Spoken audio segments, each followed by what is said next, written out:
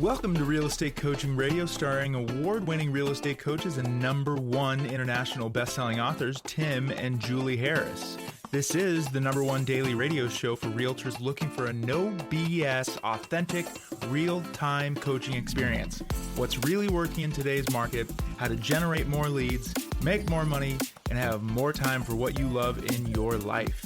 And now your hosts, Tim and Julie Harris.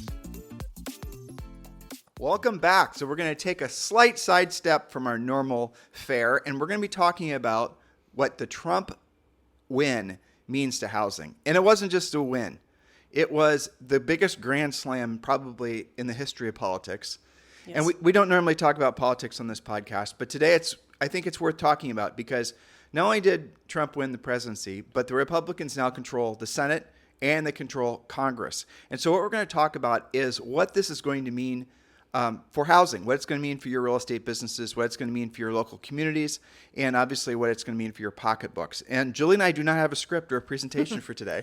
No, we were watching the election results, as I'm sure most of you probably were. And we're also operating on caffeine and not a whole lot of sleep. That's right. Full disclosure. Yeah, because we just got back from traveling, or Julie did. So look, that's what we're going to talk about today.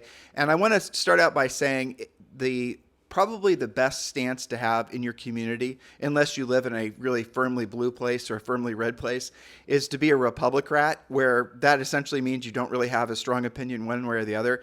Because in most of our communities across the country, electoral map aside, You're going to have a lot of people that are probably a little confused about the election, especially if they're Democrats. So do be sensitive to that, and do take into consideration that as a real estate practitioner, it's your job to help everyone, regardless of what their political leanings are. So with that said, Julie, let's get into this. First of all, were you surprised by what a clean sweep it was? I was, and I have to say, I feel relieved that it was a clean sweep. I think that's probably point number one, simply because that should create less controversy, less back and forth, less turmoil. I like the resolution of it. Regardless of what side anybody is on, just having a clean resolution, I think, is a good thing for the country. Meaning it won't drag on for weeks and weeks as people fight over ballots and they, all these... And lawsuits and all that. Exactly. It was a complete blowout is really what it was. Yes. Nobody was really predicting that aside from President Trump. Exactly. He was predicting it, but nobody else. Yeah. Well, so... Let's just kind of go from macro and then we can kind of lean into some specifics. We've studied really what the different housing policies were for Trump versus Harris. And a lot of the housing policy stuff, it was really in stark contrast. We did a podcast, I think it was on Monday, Julie, where it was a replay of one we did where I was talking about what their published housing policies will be. But now that there's a complete blowout and Trump has control of, essentially, the Senate, the Congress, and obviously the White House, for at least the next 2 years. There are some other things that he talked about doing for housing, which is definitely going to be happening in probably a community near you. And I'm going to start out with a couple obvious ones. And again, we've talked about this on the podcast. Some of this stuff is a little wonkish, but it's relevant. So we're going to tell you what it is, and then we're going to tell you why it matters. First of all, there is no doubt there's going to be I'll call it a reconstitution of Fannie and Freddie. So Fannie and Freddie have been in conservatorship for since I think 15 or 16 years after the housing crash in 2008. So what it was is essentially Fannie Mae and Freddie Mac were private institutions with a government backing. They're called GSEs, government-sponsored enterprises. And after the housing crisis, the government basically took those over. And what that did is essentially, I would say, the government control over the mortgage industry has been what everyone's been dealing with ever since. It's not all good, not all bad. I'm not saying that it is. But one of the things that Trump promised he was going to do, and this is something that it's in writing, and it's, if you want to research this, Google Rand Paul Trump, Fannie Mae, Freddie Mac conservatorship, and you'll read some letters that he wrote back and forth with the then congressman. No, it was Ron Paul, actually. No, maybe it was Rand. I don't remember. Anyway, so the gist of it is there's going to be a lot of new mortgage products that are going to come available, because when Fannie and Freddie go private, that means that it's going to open the doors for a lot of other banks to want to start competing. Because what's happened is there's not really that many different mortgage products out there, because the government's had essentially a monopoly on the mortgage markets. And granted, there's been some benefits to that, but at the end of the day, what we're going to see is a freeing up of different mortgage products. And you're going to see all kinds of different creative things that are going to start being offered. And a lot of that is going to solve a lot of the affordability problems, because, we might have amortizations that are no longer 30 years, they're 40 years. We're going to see all kinds of different, equity sharing businesses, I think. Mortgage companies that basically might take a equity position in your house and they get a percent of the upside when you decide to sell it versus paying, X in interest rate, you're now going to pay a lower amount or something like that. All these different scenarios are going to come to play. And that's, I think, going to be exciting for a lot of folks in the mortgage industry, frankly, but it should be exciting for a lot of you guys as well. That's right. A competitive or a more competitive mortgage market is a good thing for our real estate market, where buyers have a lot more choices. The talking point has been how unaffordable homes have been and what we can all do together to alleviate that. And certainly having more choices and creative mortgages. When we were selling real estate, there were more choices than there are now. So I think we should all be very frosty on watching what those new mortgage products could be. There's been some discussion about a 40-year mortgage to stretch out the years so that the payment goes down. And of course, we're all watching interest rates. But yes, and I think that we'll be frosty on that and do some podcasts as we see new mortgage products come out. So here's something else we're definitely going to see. And actually, it's funny. Elon Musk is already doing this. There's going to be the emergence of new communities, new cities that are going to start being built. And that's going to be so exciting. I know. It is cool, actually. The last time we saw something like that happen really was during the housing crisis. There were like areas in Arizona that were just deserts that essentially were being built into cities, and they turned out to be really great communities. That's what we're really going to see, too. We're going to see a lot of these communities, a lot of these, I think, densely populated areas where real estate's gotten really expensive and people that work there really can't afford to live in there.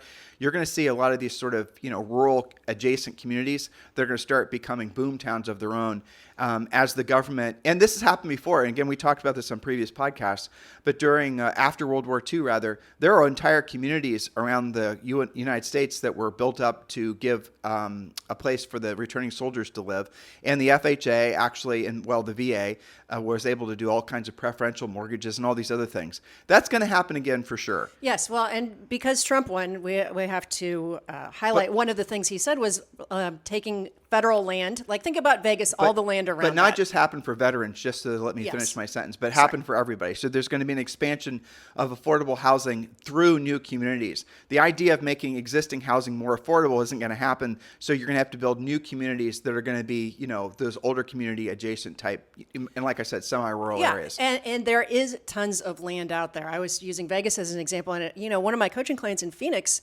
she sells in more urban Phoenix, but you were talking about adjacent communities. There's 2 communities near her that were 3D printed home communities that are doing very well, and those are in the mid 400s. So a more affordable price. New construction is great. So I would look for maybe some new cities, new towns, and certainly, hopefully, the rebuilding of places like Asheville is going to bring some housing too. Well, that's for sure. So along that, you mentioned this 3D printed houses and all this different kind of new construction. Setting aside construction expense, which is one of the reasons why new homes are so expensive, and obviously the inflation, a lot of building materials, though that's coming down now. Elon Musk, and you guys should Google this. I think it's called Boxed. It was yeah, that's right. Isn't it Boxed? Yes, but I think it is under the Tesla brand. I think it's a Tesla house. So Elon Musk is building a community. I think it's in Austin and maybe it was Houston. I don't remember which, but he did invest in a company called Boxed. And if you go to their website and check it out, it's kind of cool. It's really cool. Basically, it's a collapsible home. That doesn't sound good on the surface. Well, say modular kind of. Well, modular means it's pre-built. This isn't pre-built. This is delivered on a flatbed, basically. And what happens is everything essentially folds out. Like what are those things? It's like an origami house. Exactly, origami, right? And so and then you can put 2 or 3 or 4 of them together and basically have a really cool looking house. And the neat thing is that the materials that they're made of are metal and very high tech, foam and things like that. Foam doesn't sound that high tech, but when you look at the insulation value of foam versus traditional rollout stuff, it's extraordinary. Do you remember the pricing on that? I remember it was pretty good. I thought it was. It was less than $150,000. Yeah. I think the initial one was like 129. But like I said, what happens is if you want, maybe you want 2,500 square feet, right? Then you put 3 or 4 of them together. Sure. But that's what we're going to see for sure. And then you can. Well, how is that going to be possible? Well, it's because you're going to have a lot of people that are using. Guess what? Starlink. blink. And a lot of people are going to be able to do other things to make it so that they can digitally commute, because there's no doubt that we're entering into a world where people don't necessarily have to be centrally located in cities as much as they used to. And then, there's been talk of high-speed rail connecting all these new cities with the larger cities. Those are all the types of things that I think we can look forward to with confidence. So if I were you and I were in a market where it makes sense that this type of community might be built, you start looking for signs that it's actually going to start happening. I'll tell you guys this is very interesting. Julie and I are friends with someone who's a big land developer in Arizona, Josh. Mm-hmm. Yeah. And he was telling us that there was this weird trend that he was seeing. This massive swath of land that he had developed was being bought by people that were leaving New York City and reforming a community out in Arizona. And the actual people that were doing this reformation of a community were the types of Jews that were in New York City. Oh, Ashkenazi. Ashkenazi Jews. No, it wasn't Ashkenazi. Was it? Orthodox. Orthodox Jews, yeah. So yes, very interesting. There was a massive amount of them that are leaving New York and they're going out and forming this new community in Arizona. Again, going to the fact that this type of new construction is allowing for people to have a little bit more flexibility in where they live. And so, Julie, let's talk about the fact that it's believed that the Trump administration is going to get rid of a lot of the regulation and the things that have been slowing down the housing markets. Yes, that's right. And for those of you who maybe woke up and were disappointed today, but you are in real estate, remember that our second-time president is a developer at heart. That's a good thing. Okay, so deregulation to spur development. Trump advocates for reducing regulations that stifle housing development. Remember, our big story has always been lack of inventory, right? So by making it easier and cheaper for developers to build, he aims to increase the housing supply, potentially also lowering prices, at least on the new construction. However, rapid deregulation might lead to speculative development. We'll just have to see. I think it's too soon to tell as far as how that affects prices. But yes, more development, less regulation. Yeah, and so that's going to, again, create more opportunity. So where you're going to probably see a lot of growth rapidly, like in the next 24 months, is you're probably going to see a lot of the new construction builders get a lot more creative with the types of things that they build and where they're going to build them. And I wouldn't be surprised at all if once Fannie and Freddie go private again, which is definitely going to happen, you're going to see all kinds of different mortgage products. Right now, for example, if you wanted to get a 30-year fixed rate mortgage on, to use Julie's example, something of prefab in nature, it's really hard to do that. They consider it a trailer, and trailer financing is different than all the rest of it. They'd only lend on the value of the land. A lot of that stuff's going to change as the mortgage markets are forced to become more competitive. And again, you're going to see a lot of these new builders, the existing builders, they're going to say, hey, guess what? We can make money if we start building a different type of product in different communities. And this is going to be the only solution really to the lack of inventory in the market, because there's really no reason to believe that there's going to be a huge deluge. Thank you. I told you guys I was tired of homes coming for sale. They literally can't build them fast enough, even with less regulation. And we've seen the demand is meeting the supply. So as things get built, it just gets gobbled up. Look at new construction virtually anywhere in the country. It's almost all in contract. Now let's talk about something that'll be controversial. Sure. Okay, so the commission sharing lawsuits and the Department of Justice. Yeah. Okay, so if you guys hadn't been following politics at all, and Julie and I truthfully don't follow it that hard, but we try to avoid politics, frankly. But there's no doubt that the Department of Justice is going to have a house cleaning, which means a lot of the regulators that were in place, or a lot of the attorneys and a lot of the litigation that came as a result of the commission sharing lawsuit, probably is going to get relitigated, probably is going to get another look. Basically it might get reversed, or at least some of the haziness about the ramifications on real estate are going to be clarified. Again, getting back to deregulation. You're also going to see in some, like, for example, if you're in Silicon Valley, there's been actually kind of a stymieing of growth, because a lot of the mergers and acquisitions things that would have normally been happening have essentially come to a halt. That's the reason you're not hearing about a lot of mergers and acquisitions and IPOs and all the rest of it. It's because the overregulation, this is one argument, right? The overregulation of that industry, or industries in general, there were two grocery store chains that tried to basically merge. It was like Kroger and something else. And then the Department of Justice said, nope, that'll be too close to monopoly. You guys could be monopolistic. And then all these things have slowed down the formation of new industries, of new jobs, of new opportunities. So anytime there's overregulation, anytime there's too many rules, especially rules that are kind of heavy-handed, it slows things down. I'm not saying, guys, trust me, I'm not saying that there doesn't need to be some level of regulation on things. But when there's too much regulation, too many rules, how many forms do you guys have to fill out now when you do a real estate transaction? Gosh, it's epic. I feel sorry for DocuSign, but the moral of the story is a lot of the stuff, as you know, because you're in the real estate industry, it just conflicts sometimes with each other. It doesn't make sense. And it's really prevented a lot of buyers, and I think first-time buyers in particular, from being able to purchase homes because it's really confusing. Especially with this new commission-sharing lawsuit, the exclusive buyer agency, that's really adversely affecting first-time buyers. And I think we're going to see a lot of reversals or a lightening of the load with regards to the regulations on that stuff and construction and all kinds of new financing options. So overall, obviously, we're very optimistic about what's going to be happening in the future with regards to housing. And you should too. Now you add to all of this that, guys, what did Trump do with interest rates in his first term? He basically was, he doesn't directly control interest rates, but he certainly has influence on it. So there's no reason to believe that interest rates aren't going to go down. There's no reason to believe there's not going to be more optimism in housing. The guy's a housing more supply. The guy's a housing, guy.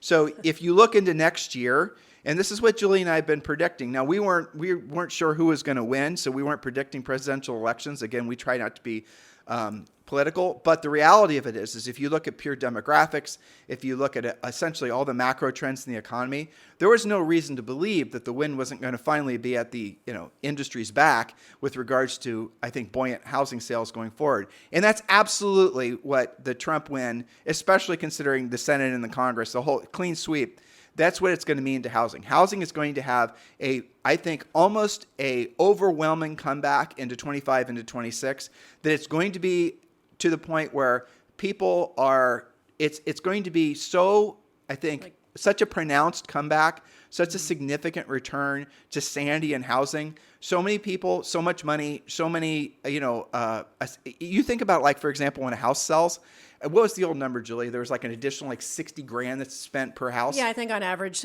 50 to 60 grand between, that's counting furniture and making it your own, the painter, the carpenter, the home repairs from the inspection, all of the things, right? Landscaping, making it your own. People go out and spend money after they close. Well, so yeah, that's the thing. So for every home sale, there's all these other, people that were getting employed and getting paid. And good for the economy. And when home sales slowed down, there was all those painters and candlestick makers and landscapers that weren't getting paid. So all of that, we can look forward to having that be a big turnaround. So the pendulum, this is what Julie and I talked about on our show, and we talked about this a lot ourselves. The pendulum in life has a tendency, especially in politics, to swing too far to the left or too far to the right, and then eventually it makes its way back to the middle. So I guess, based on the amount of states that voted for Trump, which was, basically all of them, that you're looking at essentially the pendulum swung too far to the left and people just had enough. And now it's going to swing probably, if we're just, it's probably going to swing too far to the right. And then within the next 24 months or so, it's going to be somewhere in the middle around, and people are going to feel like finally there's sanity back in the government. That's what we're optimistically hoping for. Again, trying not to be political because we don't want to trigger anybody. But there's no reason to believe that the best years in housing, well, clearly the best years in housing are ahead of us. But the question is are the best years of you being a real estate agent and housing still ahead of you? Well, that's right. And let me just bring this back to present day. You guys have houses to sell, houses to list today, tomorrow, this week. Remember, we were reporting 2 weeks ago that buyers who were polled, who had self-stated that they plan on buying in the next 6 months or less. Something like 40% of those buyers said, we're waiting till after the election. Yep. Okay? We're after the election. Call your buyers. Do your lead follow-up today. We have a huge objection that has just been released, okay? And I think that the collective unconscious is a sense of relief, hopefully a sense of enthusiasm. Do you feel like that? I do. I really do. I feel a sense of relief just so I can resolution. Well, I'm tired of getting all the damn texts. Oh my gosh, seriously. Yes, that's right. Your texts are calmer today, aren't they, folks? You notice that? Okay. So now it's time to get to work. Now it's time to pay attention to some of these new programs, the enthusiasm for the real estate market. Now's the time to talk to your past clients, do your lead follow-up, set up an open house this weekend, get to work. We don't have that big lingering objection, I want to wait until after the election. That's gone. So I think that's a great thing. Well, now they're going to say, I want to wait till after the holidays, right? I mean, that's just the normal human behavior. Well, but when you just going to Julie's point about making this practical, which I certainly appreciate, when you do hear an objection like, I want to wait till after the holidays, you got to ask them, okay, well, so if there was a reason that putting the home, I appreciate the fact you want to wait till after the holidays, and that's probably the best thing for you. Let me ask you a real quick question. If there was a real financial, obvious benefit to you putting the house for sale now, in other words, potentially tens of thousands of dollars more profit or money in your pocket, would you still want to wait? Oh, by the way, not just more money in your pocket, Mr. Seller, but also you having more control of the transaction. Would you still want to wait until the spring? Now, what you're going to see is, most of them are going to say, yeah, we'd still want to wait for after the holidays. But you're going to have 3 or 4 that are going to say something along the lines of, well, tell me more. So then you roll into the second part of it. And again, this is all part of Premier Coaching. So you guys, and we're talking about this every day in our Premier Coaching sessions with our Harris certified coaches. So then you roll into the next part. Well, Mr. Seller, the fact is this time of year, there are fewer homes for sale. There's no doubt. But here's the really amazing thing that a lot of agents, frankly, don't recognize. The buyers that are out there looking right now are the most motivated buyers you're going to find. In the spring, you got a lot of looky-loos, but at this time of year, you've got people that absolutely want to buy. Otherwise, they wouldn't be looking for a home. Really, it's the relocating buyers. It's the buyers that maybe have a home that they sold and now they're maybe renting and they wanted to be in a new home by the end of the year. It's all the buyers that are looking now, especially if you're in a colder snow state like where Julie and I are from in Ohio. No one's out there trudging through snow and slipping on ice if they're not serious about buying a house. And you can, edit that aspect of it depending on your market. And then, you can point out to the seller. And Mr. Seller, here's the other thing. Because there are fewer homes for sale this time of year, and because we know the buyers are better quality this year, maybe use a different word other than quality, but you get the idea, you're going to have more control of the transaction. So not only will you be able to sell the house now, but you're also going to be able to have more control of the closing date, and maybe they're not going to be so picky when it comes to inspections, versus putting it on the market in the spring. And Mr. Seller, will there be more listings in the spring or fewer listings in the spring? And the seller's going to say more listings in the spring. Okay, that's exactly right. So if there's more listings in the spring and you put your house for sale, let's say, for example, November or December, and the house closes, and guess what? In the spring, you're going to then have more inventory to pick through versus for your next house that you want to buy, if you don't want to buy new construction, and we want to buy help you find a resale. So, versus say, for example, having your house for sale in the spring when there is generally more activity, but there's also more homes for sale, which means your house is going to have more competition, which means it might not net the same. So you're timing it, and you're timing it to your benefit. So if that were something, is that something that's important to you? And see what they say. And again, you can cut that down, and that's not the exact script. Those are more talking points to help motivate you. Well, and remember, we are in November, okay? So if they truly want to, maybe one of their holiday objections is, I don't want to move during the holidays. Well, your buyer probably doesn't want to move during the holidays either. So let's say that you're 60 days in contract. You're both moving in January. You can handle the dates, right? So, of course, we're not going to have showings on Christmas Eve. We're not going to have showings, nobody's going to want to do that. So I will manage the showing activity for you, Mr. and Mrs. Seller. And remember, there will be fewer showings, but better showings, better quality showings, to your point, Tim, about more motivated buyers. So we can handle that. But remember where you are in the year, sometimes deals take a little while to close anyway. We can manage all of that and make all of your dates make sense. And I think particular to the luxury market, your point about relocation, there have been a lot of expireds that have come on the market that could potentially sell, in the next 60 days. All right, so 2 points to that. And you talk about expireds. I'm going to talk about this other. Sure. So if they still say, I want to wait until the spring to put the house for sale, don't make the mistake of assuming your idea of what the spring is the same as theirs. Right. So ask them what spring means to them. And, explain to them that really, so we want to have the house back for sale, say, for example, in March. Okay, that's great. March is perfect. So that means we need to be talking early January and getting the house, all the things necessary to get the house for sale so we maximize the market. And let's plan on having the house for sale like by maybe the 3rd or 4th week in February. So we're ahead of the market, ahead of all the new listings. That makes sense? And they'll say yes. And now here's the key thing. You got to stay on those sellers because over the next 2 months, those sellers are going to Christmas parties. They're going to talk to their uncle who just got a real estate license, all the things. Mm-hmm. So you're going to have to stay top of mind with those sellers if you expect that listing to be yours. The smart agent is going to get that contract signed now. So you try to get the seller to agree to the exclusive now, and that way you don't have to worry about somebody swooping in and getting the listing from you. I had that happen. It was 3 perfect listings. That's a lesson. Painful lesson. It was, you remember? We still remember. Yeah. I mean, they each were like, $800 million, $1.2 million homes. And they're all going to list with us in the spring. And Julie and I gave them Christmas presents and the whole thing. And, we're obviously very social, but it wasn't enough. One of our neighbors who just got her real estate license, who had these 3 adorable little kids. We didn't even know she had a real estate license. Had this Christmas party, and of course didn't invite us, but invited all the neighbors. And so she was able to make friends with one of these potential sellers, and they all knew each other. And the next thing you know, all 3 of them listed with her. Can you tell we're scarred by this experience? That's why we share it with you. I called the main one who had influence on the others, and I said, "What's the story?" And he goes, "Well, she was calling us every day." Basically, he said, even though we were doing what we thought at the time was a great lead follow-up, we were staying on top of them, the whole thing.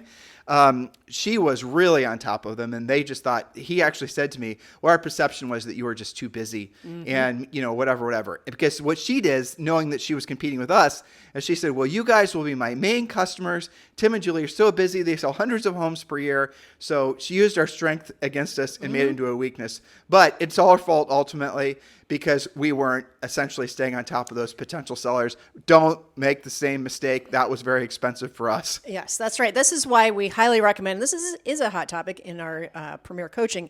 When you're in this situation where it's kind of a longer time frame to take the listing, do go over to their house. You can have a staging conversation. You can just pop by. You can bring them, we're doing the wrapping paper project in Premier Coaching where you do pop bys. Well, Julie, top of mind. Act as if you already have the listing. Like, even Yes. if you don't have the exclusive sign, implement your new listing checklist, assuming you have one. If you don't, we've got one for you on Premier Coaching. By the way, you guys can join Premier Coaching right now for free. Just go to premiercoaching.com or text the word Premier to 47372. And yes, that does include a daily semi-private coaching call with a Harris certified coach.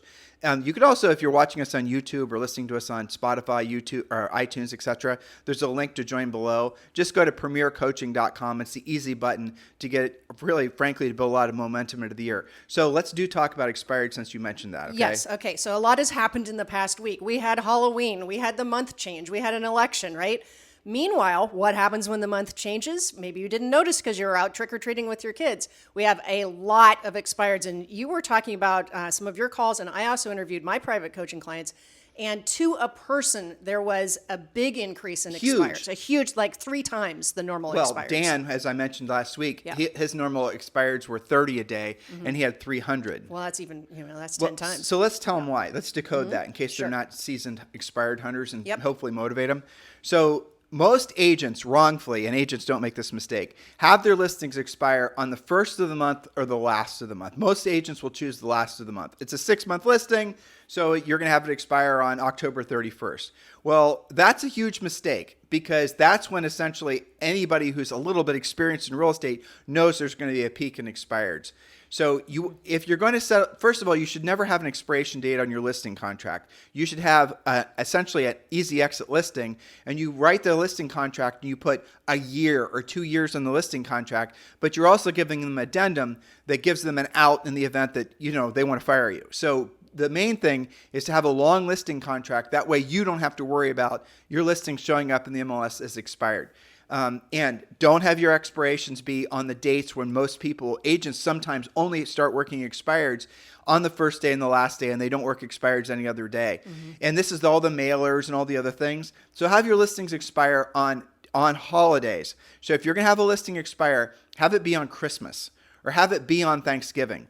Because most agents aren't going to have the courage, frankly, or I think the audacity to call on actual holidays. So choose days where your competition is going to be doing their own personal things, but also they're not going to be, wanting to be rude, I think, inappropriate, truthfully, and calling on holidays. So that's a little advanced player tip for you. Now, on the flip side to it is, if you're not building inventory, at least by going after expireds, you're missing one of the biggest opportunities in real estate.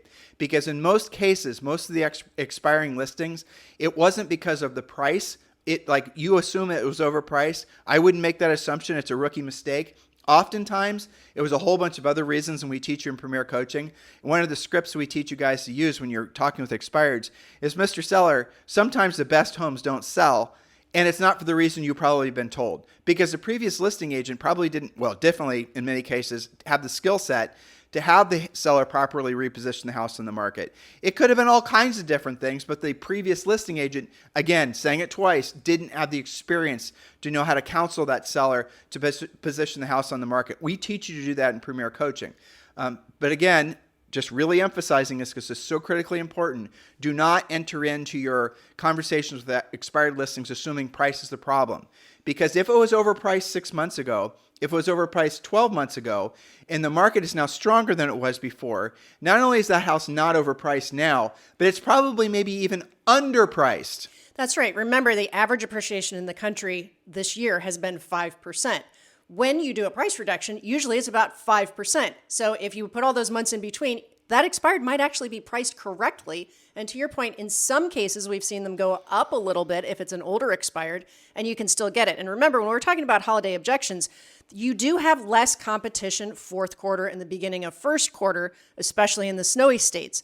So what percentage, and this is your homework assignment, what percentage of that avalanche of expireds that happened when the month turned over a few days ago, what percentage of those expireds have to sell? They are moving. Well, let's talk about that. So we know statistically, and Julie and I have done a lot of research on this over the last couple decades as coaches, and the research tells us that something like 90% of all expireds not only relist, but they sell within the next 180 days.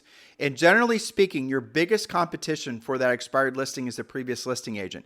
But the previous listing agent, your biggest competitor for that listing, is also, frankly, almost certainly ruled themselves out because of the fact that they let it expire the first time. Mm-hmm. And the seller is only will only lean into the previous listing agent because they don't want to go through the process of then interviewing a bunch of other agents. They don't want to actually do the work to find a new agent. And, they figure they're going to give Bob a second chance. And, maybe Bob's blamed the interest rates or convinced them that, the market conditions were against the house getting sold. All Bob's excuses basically have maybe made it so that they feel a little compassionate for him or considering giving him an extension. Well, if there's nobody else that's offering a compelling reason why they shouldn't relist with Bob, they're going to relist with Bob. And that's what happens most of the time. But you got to keep in mind, Bob didn't know what the hell he was doing the first time. He doesn't know what he's doing the second time. We teach that objection handler, by the way. Well, we don't say it like that, though. No. We say it nicer. So, Mr. Seller, I'm curious what Bob's going to do differently this time to get the home sold that he didn't try the first time. And then move right. That's, for example, when you call an expired and they say, well, I'm just going to relist with my previous agent. Well, I appreciate that, but I'm curious. What is your old agent going to do this time that they didn't already try the first time to get the property sold? And then you have to not talk. Because they'll exactly. always pause and they'll think about it and they'll say, gosh, I never really looked at it that way. And now you continue your conversation. Exactly. And we teach you guys how to do this in Premier Coaching. But really what I'm hoping you are taking away from this is that you are, as we are very fond of saying, because we firmly believe it, Julie and I are by nature cautiously optimistic. We're not just, 100% optimistic bouncing off the walls. We're cautiously optimistic. But I have to say, in the last 4 years, this is the most optimistic that I personally have felt. I would agree with that. I'm excited. I'm actually, I'm joyful for the country. I'm joyful for housing. I think there's been a lot of social experimentation that's been going on that has caused a lot of Americans to be at each other's throats, in some cases literally. And finally, we're going to see a turn of all of that. And I think we're going to see it really quick. And if you don't believe me, just look at the results. The results for the election was an overwhelming rejection of what's been going on in the last 4 years. And don't take that offensively. And if you do, I do apologize, because here's why it matters. That has caused you some financial despair. It has caused a lot of inflation. It has caused financial hardship in your communities. It has caused a lot of Americans to get so frustrated and downtrodden in a lot of ways, to the extent that, guess what happened? They threw the old party out in such a meaningful way. I mean, it's ridiculous, honestly. It is. It's just I don't think anybody predicted, like I said, outside of Trump, there was going to be such a grand slam. House, Senate, and the White House. I mean, come on. Absolutely. Well, I mean, the enthusiasm. I feel especially enthusiastic about inventory roaring back, and I think this is going to become a talking point probably in the next 30 to 60 days, because assuming that we do see that enthusiasm, and I do think we will, because of what we talked about in the beginning of the podcast, rates will come down, inventory will go up. We have the specter of the election drama behind us. I think that you're going to see people getting back in the market. I think you're going to see builder enthusiasm. You're going to see lots of fantastic things for you all to participate in. So even if you're feeling a little bit down today because it didn't go your way, look at it this way. Too soon to tell. You're in real estate. things are coming back. It's your job to participate and have a good, optimistic outlook because your clients, your past clients, your friends, your family are looking to you for leadership. There is a sense of relief, if for no other reason, not because Trump won, but there's, it's certainly the case for a lot of people, but there's a sense of relief because the damn election is over. Because it's over. Because it's over. Because right? those damn texts aren't in your phone anymore. Oh my gosh. Finally, all of that crap is gone, and all the vitriol and all the name calling and all the juvenile behavior amongst senior citizens is behind what are people even going to talk about now? Can you imagine going, this is actually kind of a funny thought. Like, look at how these, let's call them men in their 70s. What would be a funny and nice way of saying gentlemen, elderly gentlemen? Yeah. I mean, look, can you imagine being at like a Thanksgiving party and your two grandpas were throwing barbs at each other like like the president did with Trump or Trump did with Biden, and all this sort of name calling? It's just so juvenile. Funny, but really asinine. Everybody's over it, I think. Yeah, but it made its way into our culture. It made its way into all of our lives. And everyone is sort of on edge. That is what you can all look forward to being in the rearview mirror. And I personally am so glad we're going to be entering into a different phase in the country, because this really is going to be a different phase in the country. Yeah. And I mean, I could talk forever. A lot of people are like confused about tariffs. Mm-hmm. But here's what you guys, I know we're bouncing around, but we told you we didn't have a script today. Well, so here's the deal with tariffs.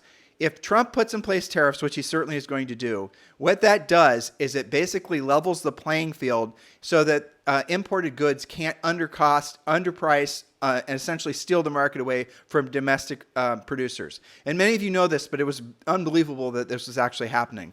The largest Chinese electric car manufacturer was building a factory in Mexico, actually building it, and they were planning on flooding the market in the United States, and essentially killing the domestic electric car industry and all the ancillary businesses the battery makers and all the rest of it. That is actually what was going to happen. And there was nothing that was happening with the old administration to really stymie that. I mean, obviously the construction was happening. They knew about it. Well, Trump said, we're going to tariff the hell out of those cars. And so that when you bring them to the United States, you're not going to undercut the domestic electric car industry. It's still in its infancy, believe it or not. And that's going to happen with a lot of things that have been flooding the markets and undercutting the ability. Like if you wanted to open up a business right now making, I don't even know what, baskets or something, and you looked at all your costs and you wanted to have your baskets made domestically with U.S. hands and U.S. materials, but then there were baskets that were being imported from, let's say, China that were undercutting the very cost, your ability to make any profit, let alone even run a viable business. Well, your basket manufacturing business wouldn't have gotten started.